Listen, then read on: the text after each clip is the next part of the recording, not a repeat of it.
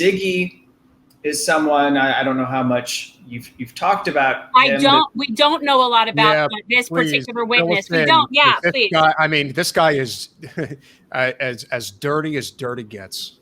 Yeah. Well, so this is what I mean about like people didn't do the basic reporting on the indictment, and had they would have seen that there was a mention of a teenager one in the indictment, and it would have raised interest in the same way I was actually interested in this new indictment, that there were alleged co-conspirators mentioned in the indictment, suggesting that the Justice Department has looked closely at people other than Julian Assange and contemplated cases against other staff members of WikiLeaks. We'll leave that for another conversation. So Siggi is somebody who was a volunteer for WikiLeaks at one time when he was like 17 or 18 years old in Iceland.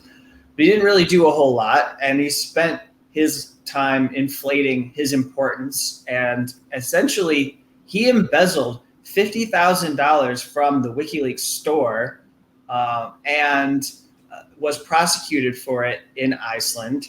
He's been charged with several crimes, but what's fascinating to me, and what you may not know, is that the reason why we got this story about Siggi recanting and saying that he no longer stood behind allegations that basically involve the suggestion that Julian Assange was trying to get him to help hack into Icelandic institutions of government and banking agencies, etc. I've lost my train of thought. The journalist who worked on this, Bjartmar Andersson, really good work. Talked to Siggi for about 9 hours. The whole story started with the fact that he is apparently involved in these con artist schemes in Iceland, where he is buying products and then he's essentially like extorting companies for money and selling them products back to them. He's been accused of serious crimes in Iceland. He is also someone who's been convicted multiple times of sex with underage boys. In fact, I understand that one of the minors who made allegations did not make it into a case that was brought by Iceland, and it was so devastating that that young person committed suicide because they were not going to have their day in court to raise their claims against Siggi. So this is the kind of damage that he's doing. He's a diagnosed sociopath, and I'm not just saying that in order to smear him. It's the process in Iceland, different from the United States, is you go through a mental evaluation, and if you're diagnosed as having sociopathy or psychopathy or however they term it, then you do not get a prison sentence. They deal with you differently, and so Siggi has not gone to prison, and he's just convicted of all these crimes, and they continue to have crimes that they can bring against Siggi Thordarsan. He has this deal with the U.S. Justice Department or the FBI. It's an immunity deal. Whatever he tells the FBI, they're not going to pass it on to Iceland. And that's really important because Iceland actually kicked the FBI out of its country because somewhat connected to what we're talking about here.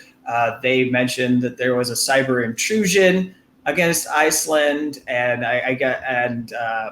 Iceland didn't have the resources or doesn't have a whole lot of law enforcement resources.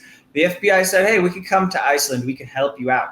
Let us come there. We'll investigate. Once they got there, Iceland slowly figured out, or a minister slowly figured out, that they weren't investigating this cyber attack. In fact, they were just trying to collect intelligence and evidence against Julian Assange to prosecute Julian Assange and to go after WikiLeaks. So they got kicked out. They were told that they were no longer allowed to be in Iceland, and they didn't leave right away. But a week later, they finally relented and left the country because they were unwelcome guests. So this to me speaks to the massive corruption that we have within the case. That's its significance to me. It's not significant so much because of the charge that it is with, because there's no single charge that Siggi didn't lead the Justice Department to indict Julian Assange on additional charges. It just was added in, and actually doesn't make a whole lot of sense that it was added in there. I was going to say that to you. It's sort of like they went and added this in to show basically a pattern of behavior for Assange. So it's not the exact case itself. So the case itself is having to do with the case with Chelsea Manning. And then this was sort of added in as, oh yeah, by the way, this goes to a pattern of behavior is why they allowed it. But what's interesting is that normally one additional incident does not a pattern of behavior make in terms of being allowed to be admitted as evidence. But what's so interesting is that they picked this guy with the credibility of crap to be this additional story against Julian, and not even relative to the main case. So this is something, and I know this probably sounds crazy, but to me, what this says that this is current right now is that this is almost the way for the Justice Department to gracefully bow out of this and not have egg on their face and have it be like, okay, yeah, we just didn't have a good witness. And so maybe this is a good sign that all of this is being public now. I mean, what do you is that crazy talk? Well, so to me, this is the only part of the indictment that is original Trump Justice Department work. Everything else in the indictment you can trace back to Eric Holder's Justice Department. Right. And you can say that this is evidence and this is investigative work that was done under I've always taken it, I believe you both probably take it too, that all of this work had always been done with the intent of destroying WikiLeaks as a media organization. That was the political intent behind it, that we could not allow this organization to exist as a challenger of U.S. power. And so they did all that work. But as is common in these conversations, and as you've heard before, they got to that New York Times problem. They recognized that they could not defend it in public.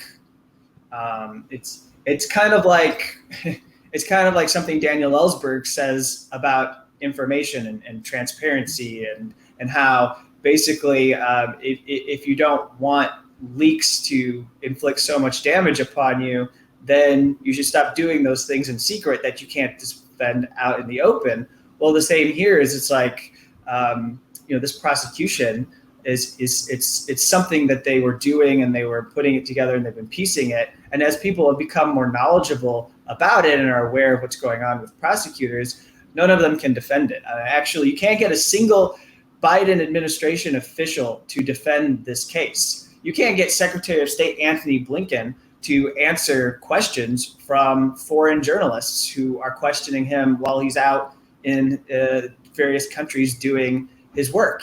They don't want to talk about it. You mean President Blinken? Sorry, I can't help it. He's really the president. He just is. Thanks for watching. If you want to support our mission to transform politics into service, please like this video, subscribe, follow us on social media, and consider joining our Patreon, where you'll get early access to our interviews as well as other exclusive content. Links are in the description. Peace out.